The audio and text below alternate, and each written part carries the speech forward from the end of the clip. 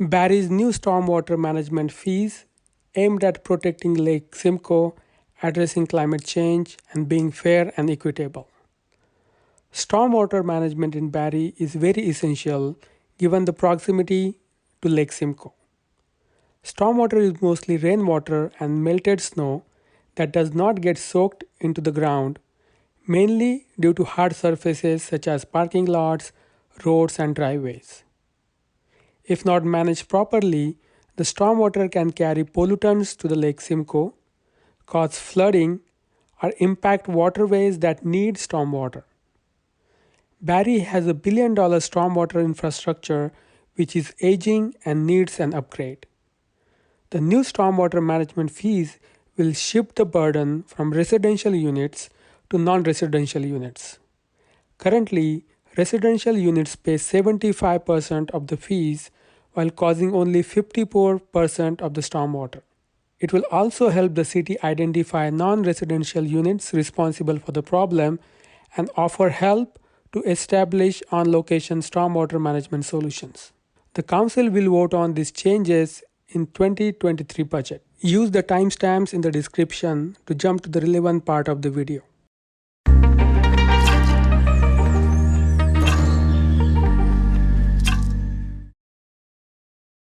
The first item on the agenda is the consent agenda. For the consent items, I will read out the titles of the recommended motions printed on the agenda. Members of General Committee may ask that an item be held in order for the matter to be discussed further. If an item is not held, the motion printed on the agenda is deemed to be approved on consent. No further discussion of the item will take place this evening, and the recommendation will go forward to City Council for consideration on November 30th. Staff reports. Municipal street naming for streets in Mattamy Homes, Mackay, Limited Plan of Subdivision, Ward 7. Approved on consent. Municipal street naming for streets in the Mattamy Homes, Lockhart, Limited Plan of Subdivision, Ward 9. Held by Councillor Morales.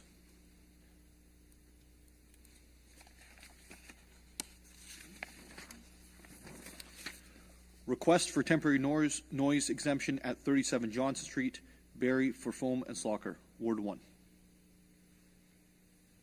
Approved on consent. Response to motion 21-G-248, exemption request to permit an indoor gun range, regulatory matters by bylaw 2010-036, Ward 8. Approved on consent. Deputy Mayor position. Approved on consent. 2022-2026, members of council interim appointments to selected committees and boards. Hold, please. Held by Councillor Thompson.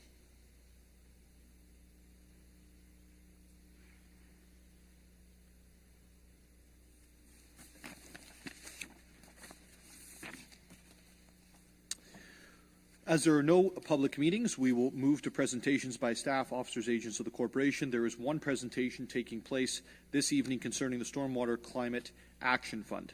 I'll now call upon Craig Miller, Chief Financial Officer, Kellen Yilla, Manager of Tax and Revenue, to provide a presentation concerning the Stormwater Climate Action Fund. Mr. Miller.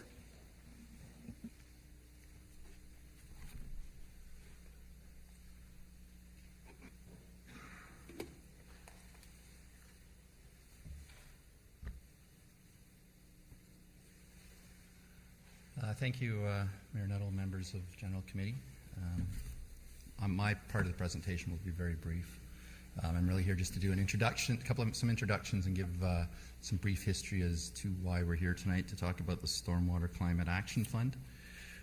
Before I get started, I'll just do a quick introduction. This is been a project that's been on for a few years, and it's involved many different projects. Many different departments. And Kalen Yilhall, who is you'll notice his title is Manager of Tax and Revenue. That's what he does during most of his time. But since he's joined the city, we've also given him the project manager's role to take over the stormwater project. Kalen's day job, his team is involved with doing a lot of the tax billing. So when this program becomes implemented, he will be responsible for the billing and collection. Also part of this team is ACON, and we have Nancy Hill, and her team on call to help answer any questions that may come up.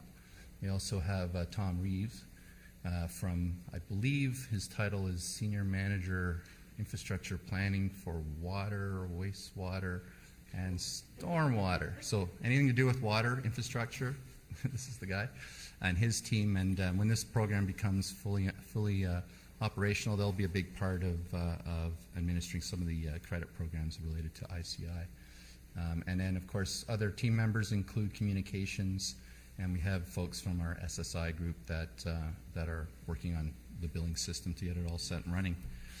So as we get into this, I'm just going to give you a brief history, and then Kaylin's going to give you some definitions, review what the program's objectives are, public engagement we have done, and kind of what the plan is going forward.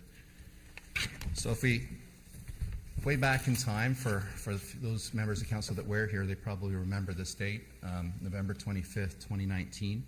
Council, they actually endorsed the concept of creating a Stormwater Climate Action Fund to pay for the city's operating capital stormwater infrastructure needs. So at that point in time, staff were requested to go away, build the program, and then bring back to council in early 2022 for a review.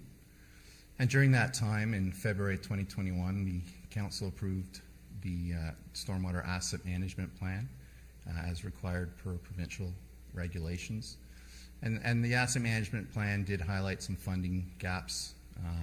It also highlighted and reinforced that the city owns a replacement value of $1 billion in stormwater assets, and over the next 20 to 30 years, that's supposed to increase by another 50%. So then earlier this year, it's hard to believe, it was back in February 14th, time flies, council approved the concept, the policies, and told staff to bring it forward, build the system, with one caveat that as part of the 2023 budget cycle, the next term of council will be approving what the actual rate is. So today we're just to update you where we are and where we're going. You will, as part of the budget process in January into February, we'll have an opportunity to look a little deeper into the program and the rates and the policies as we go through the budget process. So today is really just the information session as to where we've come and where we're going. So from there, I'll pass it over to Kaylin.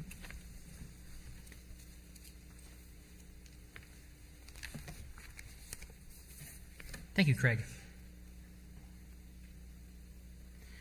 So to start off, I want to go over some just general principles about stormwater. So first off, what is stormwater? Well, stormwater is rainwater, melted snow, or water that runs off our roads, driveways, soaking and that does not soak into the ground.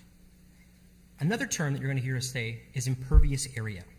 An impervious area is the hard area that does not absorb water. In general, it's a hard surface that you can walk over, drive over, could be a road, could be a roof. So those are just some terms that we're going to be referring to as we go through today's presentation. The next term is, what is stormwater management?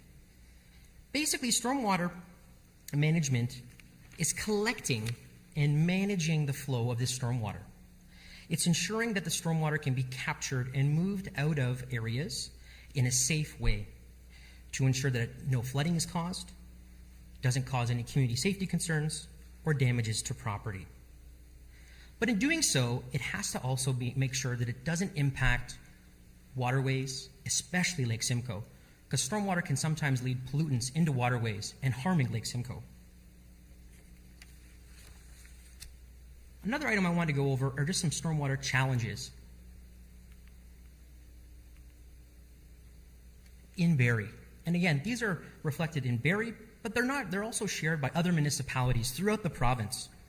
As Craig mentioned, the city has $1 billion in stormwater infrastructure, and that is estimated to grow by 50% over the next 20 to 30 years. So our stormwater needs are increasing. The aging infrastructure needs to be replaced. We have to be prepared for any type of climate change impacts. So how do we go about these challenges, and how do we face these challenges? And as I mentioned, many municipalities are looking at implementing ways to manage some of these challenges. And in particular, in the asset management plan that the City of Barrie completed, one of the items that was identified was the city needs a dedicated, fair, and equitable funding source to deal with these stormwater challenges. And that leads us to really our program objectives, really the why we are looking at implementing a Stormwater Climate Action Fund. There are three core principles. The first one is the protection of Lake Simcoe. Stormwater can add pollutants to Lake Simcoe, so we have to ensure that there's better stormwater management in place, making better water quality, so everyone can enjoy Lake Simcoe. Another item that was another objective is climate change resiliency. The city needs to be prepared for climate change impacts, potentially the 100-year storm that we could face much sooner than we've ever anticipated. So we need to make sure that the infrastructure is there in place to deal with this excess stormwater. And finally, ensuring that this program is fair and equitable. The idea of the Stormwater Climate Action Fund is to basically shift funding from property tax-based model to a user fee model, where the stormwater management costs are shifted to the heaviest contributors based on impervious areas. So now we kind of have an overview of the program and why we're looking at implementing this. As Craig mentioned, this program has been going on. Lots of engagement has been happening over a number of years. And here are some of the key items that we've identified and what we've done over the past couple of years to implement this program, to really gather community input in developing this program as well. A couple of the key things I wanted to highlight: we've had several public engagement sessions. One of the things that we've also done is created an advisory group with representatives from the community, from the business area, from neighborhoods, from nonprofit groups, to really come to us and provide us with good input in developing this program. We also had an amazing website, buildingbarrie.ca. I'm not sure if everyone has checked out the website, but it has some amazing interactive ways that residents can provide information to the city in developing programs such as this. And we had some great dialogue and questions asked. The most important thing with gathering community feedback is ensuring that we're building the program with that community feedback. A lot of the items that we identified through our community engagement have been built into this program, including some of our core principles of why we're implementing the Stormwater Climate Action Fund.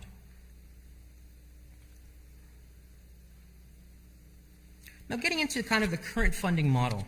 As I mentioned, the scope of this project is to move from the tax-based model to a user fee model.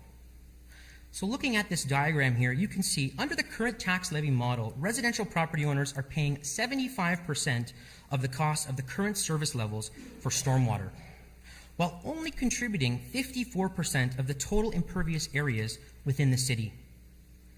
On the opposite side, non-residential properties are paying 25% of the costs, but contributing 46% to the impervious areas.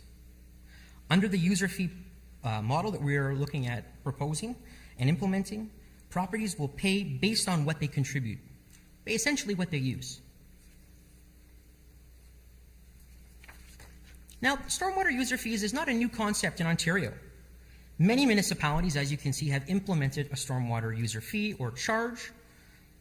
There is some difference in terms of the varying fees that they have implemented, but each one of those municipalities have chosen to implement the fee that best meets their municipal needs.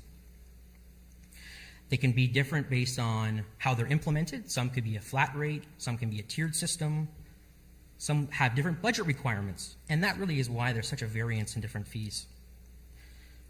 What staff are proposing is the monthly residential fee will be $10.75 a month, or $129 a year for the average single-family detached home. As Craig mentioned, Council will have the opportunity to approve this fee as part of the 2023 budget, but we wanted to provide you with the information and an update of where we're going and what we're proposing. Now, how will this fee be based? So what we did, based on all this consultation and reviewing that we did, we decided that it'll be based on residential fee groupings for the residential properties. In general, all land uses within the city of Barrie are assessed on their impervious area. What we did for residential properties was we took a significantly statistically significant sample of residential properties to create an average for all these different residential property types. And that's where you can see that these different factors have been applied. Now, the question probably everyone's asking is, what is a DRU or DRU? Well, the DRU is a detached residential unit. And what we have done is taken the impervious area and created these DRUs for every property type in the city of Barrie. One DRU, as I mentioned before, would be valued at $129.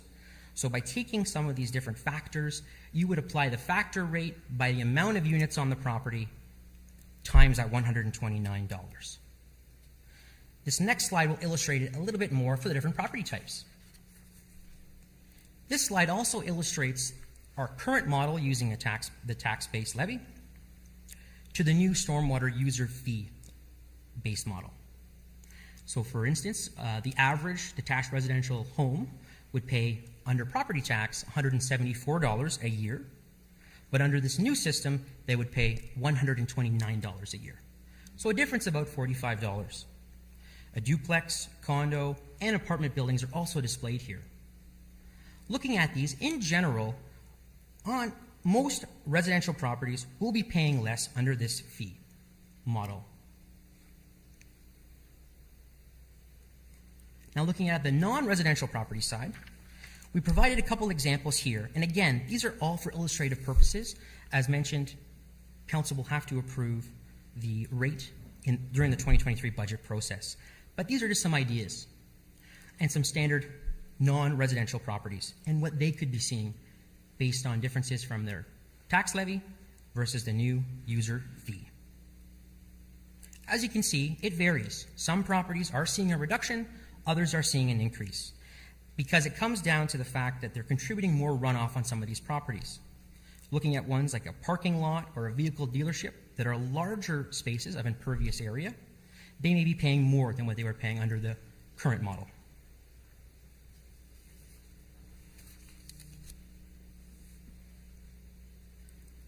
The next item I wanted to introduce to you was the proposed credit policy. And this will be implemented for all non-residential properties will have the ability to apply for this credit program. They can apply under a variety of different criteria, including enhanced water quality, water quantity control, and water volume reduction. And to qualify for this credit program, property owners will have to do on-site stormwater management measures that fit within these criteria. We are proposing up to a 50% reduction of a stormwater bill for these non-residential properties. We were looking at possibly other options, but these are the best that we're coming forward with today.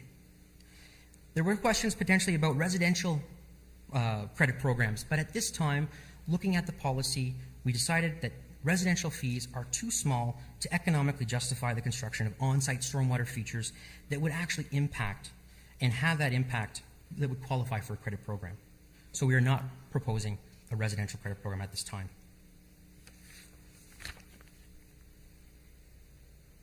Now getting into the communications and outreach, seeing as this is a big program that's going to be impacting everyone in the city of Barrie, we really want to get the word out to all residents and property owners.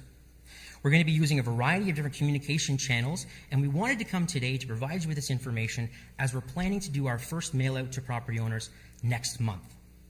But we are going to be using a variety of different communication tools, such as social media, a video, mail outs, newspaper ads, and radio ads as well. Looking at our next steps, as I mentioned, in December we're looking at mailing out a stormwater brochure to all property owners. And then in January, February, during the budget deliberations, we'll be providing more information for Council to consider at the time to approve the stormwater rates. The plan then would be to actually start billing in the spring, so April of 2023. And that concludes our presentation. Thank you, Killen, for your presentation this evening and all of the information that's been provided. Are there any questions from members of Council? Councillor Rittman. Thank you, Mr. Mayor, and through you to, I think, Craig Miller. First of all, I think this is a really great program, and thank you for doing all the work on it that you've been doing. I want you to turn, if you wouldn't mind, back to slide 11, and that's where you say that it's going to be $10.75 per month. And I guess where I'm going with this is, if you take the $10.75 and multiply it by the total number of houses and houses in the city, add the commercial, and you're going to get whatever the big number is. And I wanted to know, what is the big number and what does it include? Through you, Mayor Nettle, to Councillor Reitmeier. Great question. The big number is $10.5 million. So when the infrastructure asset management plan was done, it indicated we should be spending closer to $40 million, and we're quite a ways off from that. So the $10.5 million, if you remember, we're not increasing service levels.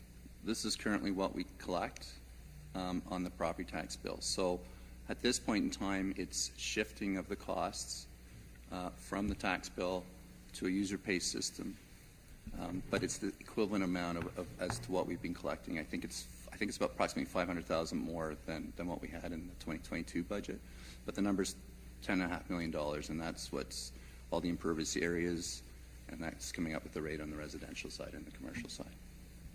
Councillor Redmond, do you have any follow-up? Thank you. Councillor Thompson. Thanks. Through you, Mayor Lehman. Nuttall.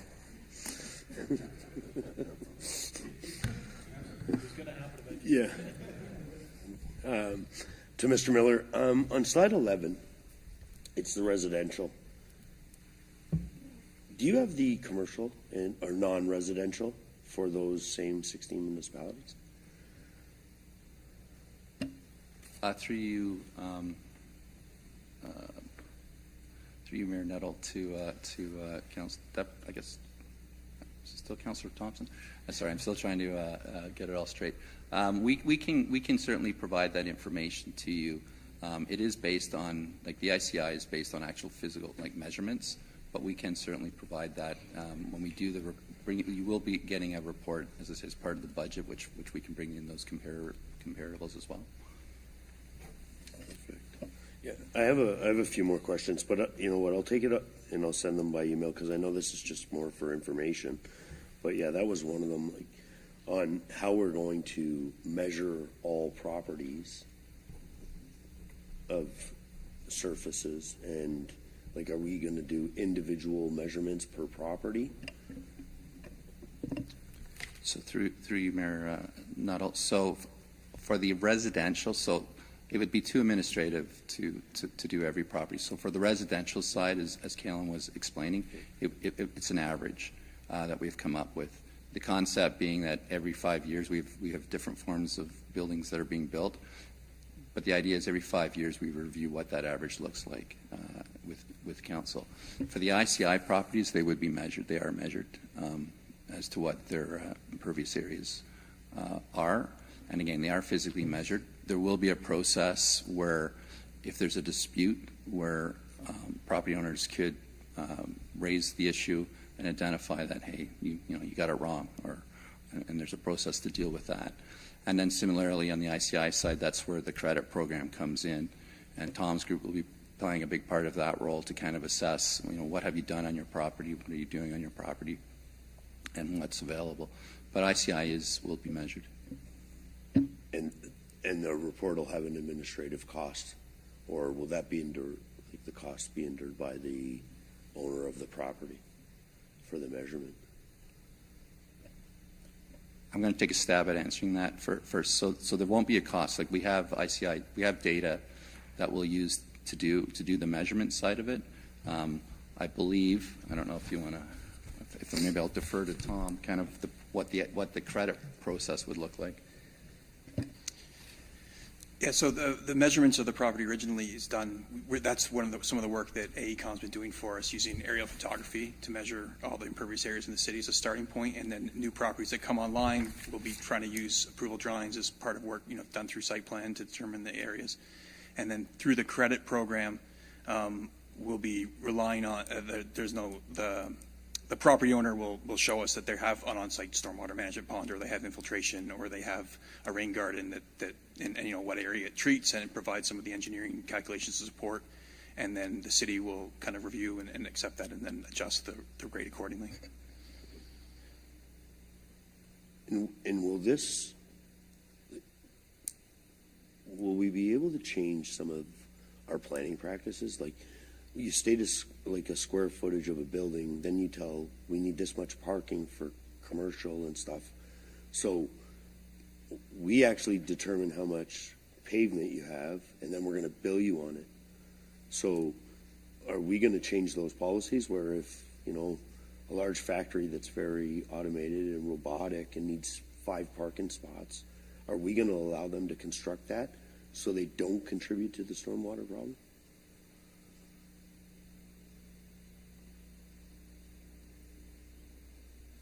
Do you want me to respond to that? Yeah, I see Nancy's jumped on, so I'll pass it over to Nancy from ACON. Yeah, thank you. So part of the question about that is how do they build it? So you could build a parking lot, but still run the stormwater into swales or into an oil grit separator. So even if property is required to have a paved area, how they develop it will determine how much they pay. So if their cost could greatly decrease if they designed it in such a way that allowed for good stormwater management from that paved area. So they have the control over that. Perfect. Thanks. Thank you for those questions and answers. I have a few questions just to follow up on Councillor Thompson, and maybe stepping a little bit away from the industrial commercial side to the residential. In the development, there was a Melody Zancor subdivision that was developed on Prince William Way, opposite St. Gabriel's School. I know that because I lived there and I was a councillor at the time. And they spent about $3 million through a federal government grant to improve the stormwater pond on a pilot project. It was very neat. It had little islands that were designed with plant life that were breaking down some of the pollutants before they could even get into Hewitt's Creek, and then eventually down into Lake Simcoe. Where in this new program have we designed the opportunity for developers who are bringing residential projects to reduce the pollutants that would eventually get down and then pass those savings on to the eventual purchaser of said homes, or maybe it's in a rental situation, and then actually encourage the best technology and best practices being used in stormwater management on the residential side as well.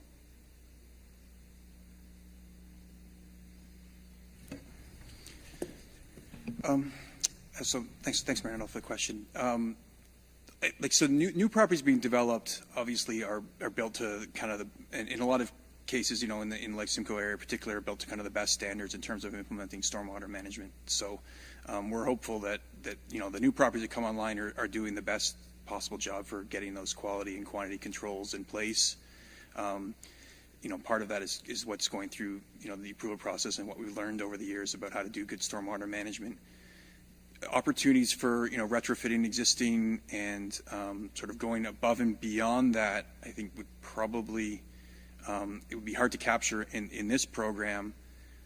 The, I was going to say the,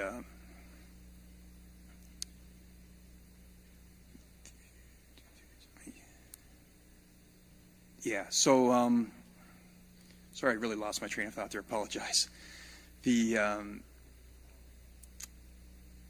yeah, so I mean, the best standards at the time was that what current development will be at, and for the credit program, you know, if there's infrastructure that's being built by developers that's ultimately assumed by the city, like part of the money that the property owners will be contributing through their rate will be for the city to operate and maintain that. So if they build a really nice stormwater management pond that ultimately the city will assume, then some of the money that's going to be collected that will help for us to operate and maintain those ponds and inspect them and keep them in that high working order.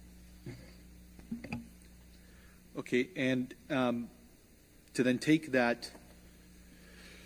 the ICI approach to condominium buildings, and you know, we have lots of condos that are currently built around the city. Is there anything that we are doing to incentivize those folks? You know, the rain doesn't recognize the difference between a job and a home. Is there something that we're able to provide on that side? If you think about removing it out of the tax base over to the user rate side, and then a condo association decides, hey, we want to make some of these upgrades on our site to reduce the stormwater runoffs. Are they captured within this program? So currently the credit program is going to include the ICI customers and mixed use. So if the condo was a mixed use with, say, retail at the bottom, it would be something they would investigate the credits. Let's see, I'm not sure if AECOM has anything to add on the use of, on condo properties that are purely residential for a credit application. Yeah, thank you.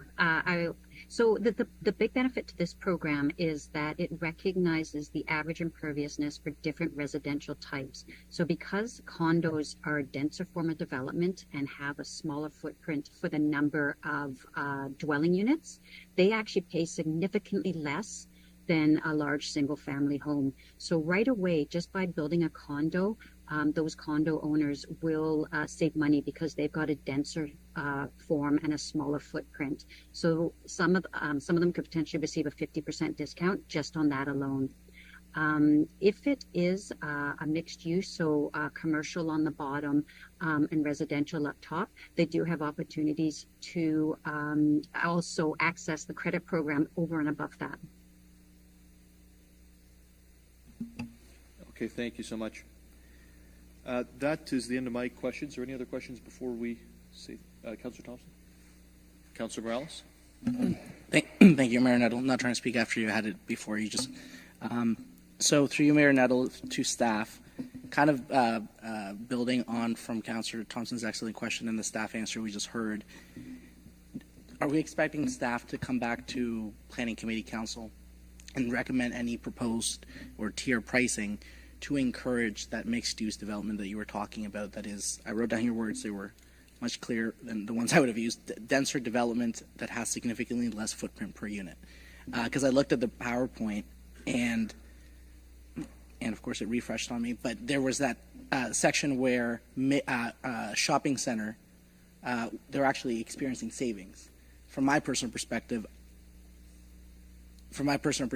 I would be okay with a shopping center seeing savings per unit if it was mixed use, right? If it was like a site on Bayfield and 400 units got added and it was efficient use of land, hey, great for savings. But a underutilized shopping center, I would actually, again, my personal preference, I would actually like to see them pay more, the way car dealerships are paying, et cetera. So are we expecting you guys to come back and maybe even make a recommendation to lower parking minimums for inefficient uses of density? Again, going based off the questions and the answers I've heard before, or is that up to council without a recommendation from staff? Through you, Mayor Nettle, I'll take a first stab at it. I mean, and if Michelle Banfield can jump in, she wants to talk about overall planning policies. The stormwater, it's not necessarily a planning policy. It's really kind of manage the water system. So I would say that the planning policies could tie into that for sure, and that's maybe something Michelle could speak to. But I just want to emphasize the point at this, where we are in our journey here is we're starting with a minimal amount, to be honest. It sounds like it is a lot of money, $10 million, but it's the bare minimum. So what a lot of municipalities have realized that started the stormwater is the administration and the financial return on incentivizing residential buildings and things of that, it's not really there. Like it's $129 for the year, so it's small. Like where the most of the runoff comes from is really the large industrial pieces. So that's why the focus is on that side of things. And I would just caution that there were some generalities that we showed in terms of shopping plazas. There's some shopping malls that are going to pay more. There's some that are actually going to pay less as well because of their structure. But other than that, I don't know if Michelle wants to give any planning policies and stormwater. Through you, Mayor Nuttall, to Councillor Morales. Did you ask a question? Sorry. The order is changing, is messing me up.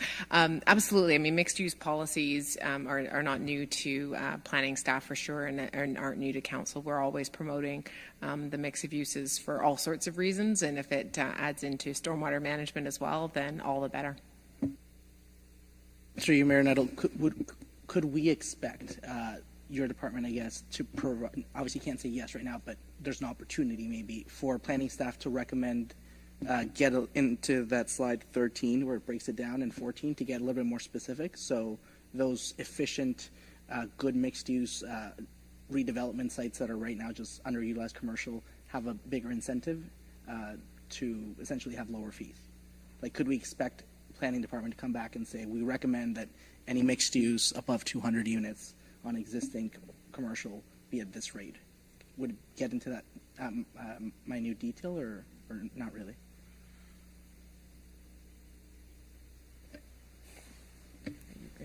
Yeah, I'll jump in. So in terms of, I think it's, if you think of it as one whole system, so we're trying to create a credit program for some ICIs built around some parameters that you've done some work, you've reduced the runoff, it's clean, and you're getting rewarded because it puts less pressure on the city's system. So that's kind of the intent. If mixed use, there's multiple variables as to what makes you, like, is it really the, how they build their parking lot and that sort of thing, the size of it. It's really not necessarily it's mixed use, it's what's the runoff that's coming from it. So I think step one is to look at the credit program as we bring it forward, and then as we evolve the program, and there'll be opportunities, I think, to certainly tweak it and learn from it as we go forward. Okay. Thanks. Can I just follow up quickly on Councillor Morales' question? What are the measurables of success of this program? Is the measurable that we're no longer on the tax rate and we've moved it over to a user pay program, or is there a goal towards the reduction of stormwater runoff? So I think I'll jump in, and then certainly I'll defer to Tom. I mean, I think there was a slide that had the three objectives of what the stormwater program is, and it's one, it's environmentally to save Lake Simcoe, improve the runoff, so it's cleaner. So it's our biggest asset, really. It's keeping Lake Simcoe clean. It's making sure we have the infrastructure in place for large storms, and then finding a way that's making it more fair and equitable, so the user pays system. So I'll pass it over to Tom if you want to jump in. Yeah, no, I think that those are the kind of the main pillars. But yeah, I think we're looking, obviously, when it changes from to a user system, then the fair and equitable is a big part of it. But having the credit program is really, we hope to use that as an opportunity not just to have people have a reduced bill, which is obviously great, especially if they're doing work on site, but if we can get more people to do that kind of work, then overall, we can use that to tackle some of the areas of the city that are seeing the impacts of runoff from large impervious areas, and that causes impact to Lake Simcoe, but it also causes erosion in the creeks on the way down and down the system, and can cause loss of fish habitat and things in those systems as well. So we do hope that it's going to have an environmental net benefit in the end of the day as well. Thank you. Are there any other final questions? Oh, yes, Councillor Corser. Through you, Alex Nettle, Mayor Nettle. Trying to get procedure down correct. Question I have to ask, is there any for retrofitting for ICI or industrial buildings? Is there any measurable guidelines that are already in place, or are those still being figured out as we carry on with this project? So through you, Mayor Nettle, to General Committee, so how it gets implemented in terms of what measures gets instructed on site. There's a provincial guidance document to help with stormwater design. The city has its own design guidelines that will help, and it'll be in line. The credit program is going to be designed around implementing those kinds of measures. So when we're talking about water quality, usually the target is total suspended solids. So basically the sort of fine particles that end up in stormwater and getting that reduced. So measures that are known to reduce those, again, there's lots of provincial guidelines on this, and there's emerging technologies and low impact development that go a long way towards improving those. So those are the kinds of things that the program will be incentivizing people to implement on site. Thank you, Councillor Corser. Thank you to staff for the presentation this evening. Madam Clerk, just as a clarification here, this has already come forward in a staff report on a previous council, is that correct? Through you, Mayor Nettle, yes, it has, and this is just a presentation for receipt this evening. And this is then expected, the next time we'll see this is in the actual 2023 budget plan. Through you, Mayor Nettle, yes, the treasurer is nodding at me, so yes, this is when it'll be presented next time. Thank you. Thank you so much. As there is no deferred business or reports of reference, advisory, or special committees, we will proceed to the debate of staff reports. The first one that we have to discuss this evening is the municipal street naming for streets in the Matabee Homes Lockhart Limited Plan of Subdivision Ward 9. This was held by Councillor Morales. Councillor Morales. Thank you, Mayor Nettle. Won't take up too much time. I was talking to Ms. Banfield before the meeting. And we're going to approve it tonight. We're just going to separate as a report, and there might be an amendment next week, but that was really the intent. So to confirm, this is for a separate report, but can you put the motion on the floor? Correct. So I'll put the motion of the report on the floor as printed, and make no amendments, and ask for a separate report. Thank you, Councillor Morales. Are there any questions or concerns regarding this item? As there are none, we'll call the vote. All those in favor on my left and on my right. It carries. The next held item, 2022-2026, members of council interim appointments to selected committees and boards. Councillor Thompson. Thank you, Mayor Nettle. I'll put the motion on the floor as printed, and I'll introduce an amendment to Appendix A of Staff Report LCS 00522 concerning intern committee appointments be amended to replace Councillor Kungle with Councillor Hamilton on the County Human Services Committee and with Mayor Nuttall on the Affordable Housing Committee. Thank you, Councillor Thompson. Would you like to make any comments regarding? I know through conversation with all councillors and yourself, this was something that they felt that fit them better and the committees. So it's pretty self-explanatory. Thank you, and I just want to say thank you to Councillor Kungle for coming in advance.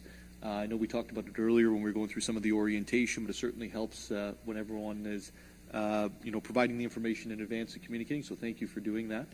Are there any questions or comments on the amendment on the floor? All those in favor of the amendment on my left and on my right, the amendment carries. On the main motion, are there any questions or comments? All those in favor on my left and on my right? All in favor, it passes. The most efficient set of staff reports we've ever seen. Thank you. Reports to officers, there are none. Items for discussion, there are none. Information items, there are none. We are now at inquiries. Are there any inquiries on my left and on my right? Councillor Thompson. Through you, Mayor Nolan, to Ms. Schlickler. We had an announcement of jobs downtown. Sorry, the name of the building eludes me. Anyways, and it was announced that there would be 900 jobs in the downtown. So I had a couple businesses reach out in concern of parking. So the square footage of that building, first of all, I like to say that thank you for the jobs. One job is good. 900 would be like great. So my concern is 900 people. Is parking going to be an issue in the downtown at that site? Through you, Mayor Nuttall, to Councillor Thompson, thank you for the opportunity to provide clarification. So the company is relocating their head office. They are relocating it to 90 Collier Street, the Lakeview Corporate Centre. The intent and the nature of their business, as many are, is that they do have a hybrid workforce. So while they have an employment total of 900. The space itself is being created to accommodate 240 seats. So at one time, there would be a maximum of 240 individuals. That will include their executive, back office, as well as their frontline staff. So in terms of parking, that is obviously something that's negotiated as part of their lease perspective. We certainly have parking in our surrounding area, including the parkade. And through any building permit process, they are required to adhere to any applicable law that would include zoning requirements and parking requirements that go with that. One of the key things that I think the downtown brought as an appeal is the access to public transportation. So I think that provides another tool, as well as the work we continue to do to facilitate more active transportation, including bike lanes and pedestrians. So I don't believe there is any concern from the business itself or from our end that there would be parking restriction or parking issues. And again, we're only looking at about 240 maximum at a time. And this is pretty much a 9-to-5 structured business?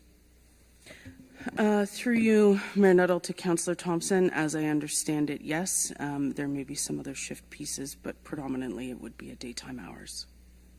Perfect. Thank you so much for that information. Councillor Rittma. Thank you, Mr. Mayor. And my question is to CAO Prowse. We have the Love Barrie sign downtown, and right now it's heartless.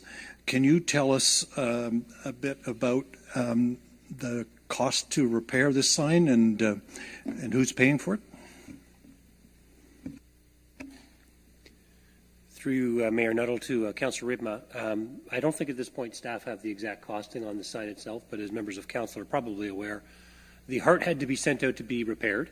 It's been a very active site for Barrie residents, taking pictures, climbing up on it. Part of that work includes warranty from the manufacturer, and part of it will be part of regular maintenance that we had anticipated, and in fact, council had approved a small maintenance budget as part of that project. Thank you.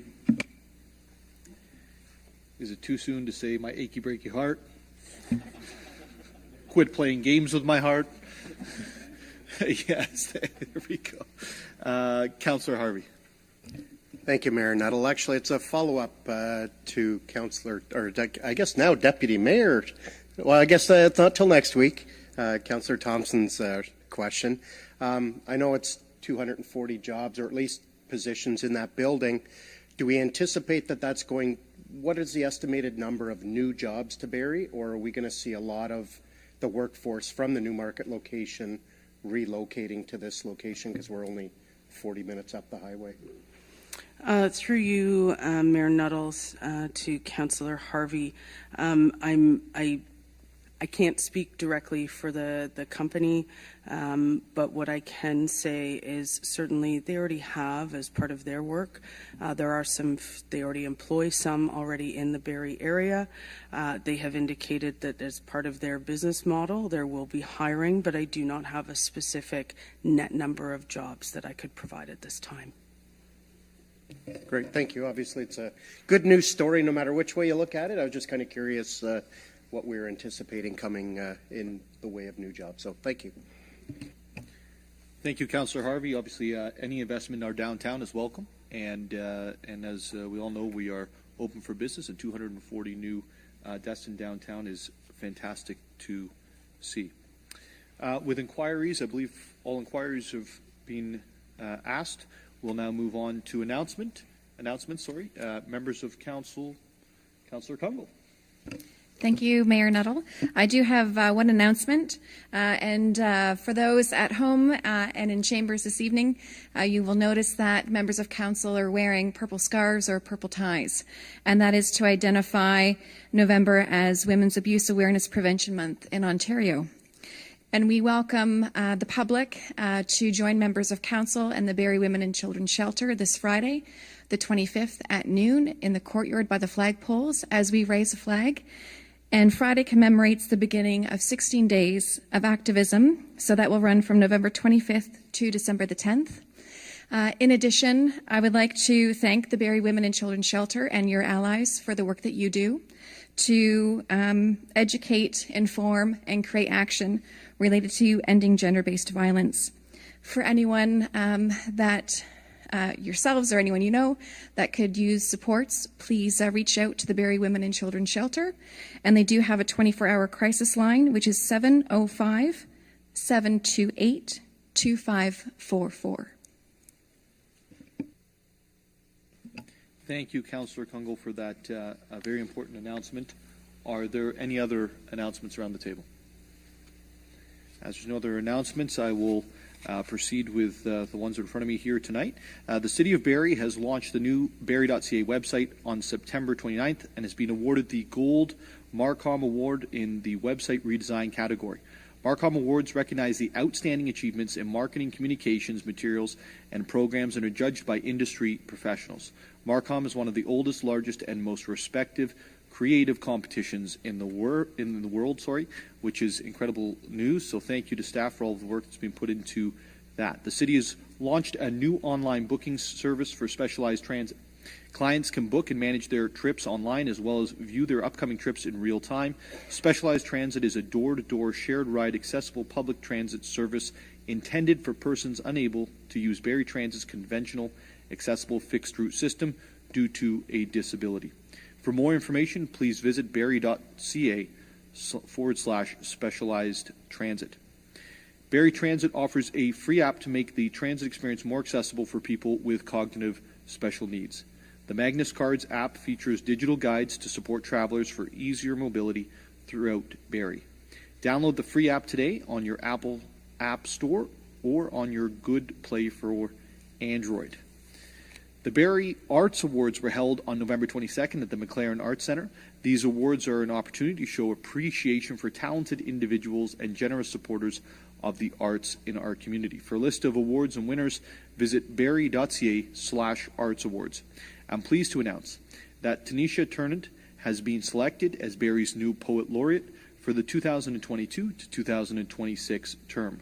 For more information on Barrie's new Poet Laureate, please visit barrie.ca/Poet Laureate. The City of Barrie has made the City of Barrie has made the list of top 25 best small cities in Canada. Residence Consultancy ranked Barrie 17 out of 25 on their latest list of Canada's best small cities. To see the full list, please visit www.bestcities.org/rankings and you will see where we are. The city is looking for your feedback on the proposed Barrie Transit Network through Phase 2 of consultation on Barrie's transit vision. Feedback will be collected until November 25th, 2022. For more information, please visit buildingbarrie.ca/transit vision. The Sandbox Centre is hosting a free women in manufacturing event on November 30th from 4 p.m. to 6:30 p.m. The event showcases the diverse roles available in the manufacturing industry, an opportunity to meet local manufacturing employers, network, make new connections, and learn and hear from local women who work in the industry. To register, please visit workinsimcoecounty.ca/women in manufacturing. Starting December 1st to March 31st, on-street parking is not permitted between 3 a.m. and 6 a.m. within the downtown business improvement area and on other city streets between 12:01 a.m. and 7 a.m. This is to ensure crews can completely clear streets of snow and that large emergency vehicles can access the streets. Visit barrie.ca/snow for more information about the winter road maintenance. Come and see Canada play Morocco on December the 1st, 2022 at 10 a.m. in the City Hall Rotunda. We did that today as well with Canada's game against Belgium. It was well attended. We didn't get the result that we wanted, but it certainly was a great opportunity for everybody to enjoy the game together, to celebrate the sport, but more than anything to celebrate Canada's success by making their second World Cup in our history. With all those announcements complete, we'll move on to the circulation list, and we'll start with the circulation list from November the 16th. Are there any items from the circulation list on November 16th? Seeing none, we'll move to the circulation list on November 23rd. Councillor Rittma. Thank you, Mr. Mayor. This has to do with item number A3 on the November 23rd circulation list, and that is the report or memo from staff concerning Bill 23.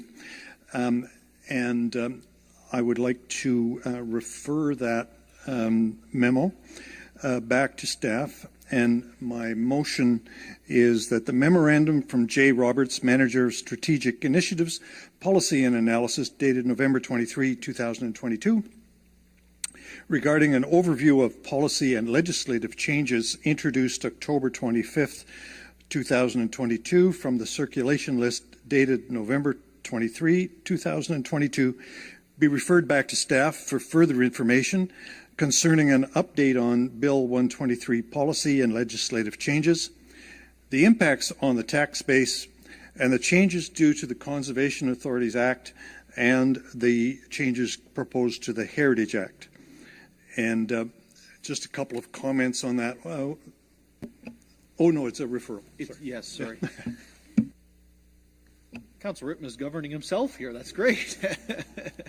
As it is a referral back to staff, we will just call the question on the subject at hand. All those in favor on my left? Am I right? Passes unanimously, and it's referred back to staff. Thank you, Councillor Rittman. Are there any other items on the circulation list from November the 23rd? As there are none, that brings us to the end of the agenda before 8 p.m. So we will adjourn. Thank you, members of council.